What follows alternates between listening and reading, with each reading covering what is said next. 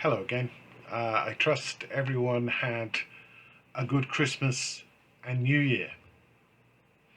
Today, in the church year, is the Feast of the Epiphany, when we remember the wise men coming to visit the infant Jesus with their gold, frankincense, and myrrh.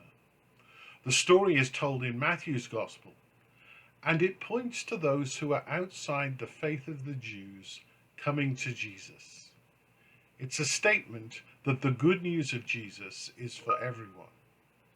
Today, as we fall back into the COVID-19 orange phase, and the people from the Moncton region into Nova Scotia have been reminded of previous terrible incidents in their communities, I think we all need some good news. The wise men are very mysterious characters in Scripture.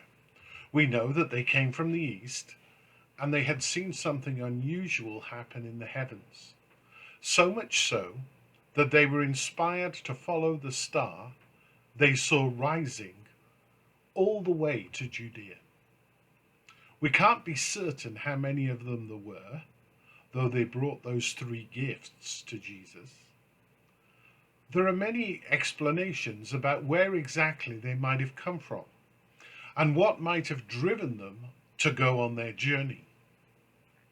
My preferred version is that they came from the land which was part of the ancient kingdom of Babylon and later Persia. It was there that the elites of the southern kingdom of Judah had been taken into exile almost 500 years before. Who knows what interplay of ideas went on between the ancestors of the wise men and those of the Jews who were exiled in their land, before some came back to the traditional lands after the defeat of Babylon and the rise of Persia about 400 years before Jesus. There are two reasons I like this interpretation of the story. The first is that it's plausible. It makes sense. Secondly, it tells me something about the nature of God. God plays the long game, whereas we so often look for swift answers.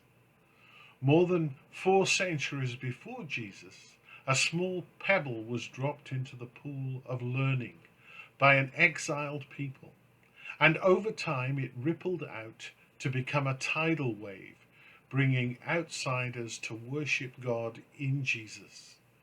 From there it continued to run through the next 2,000 years, and who knows how long the wave will continue to move along.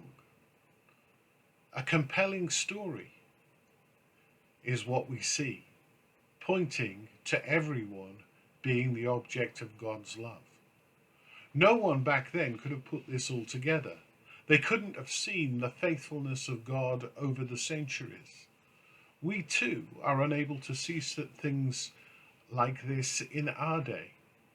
With the benefit of hindsight, generations to come may be able to see where current events fit into the good news of God's faithfulness. We're only able to look back and see what God has done in the past as history rolls out, revealing God's providence. God plays the long game. So I hope that you have a blessed day today. Let's remember to pray for each other and to pray for our leaders and those in our province who are unwell, particularly with COVID. Thank you for being here. God bless.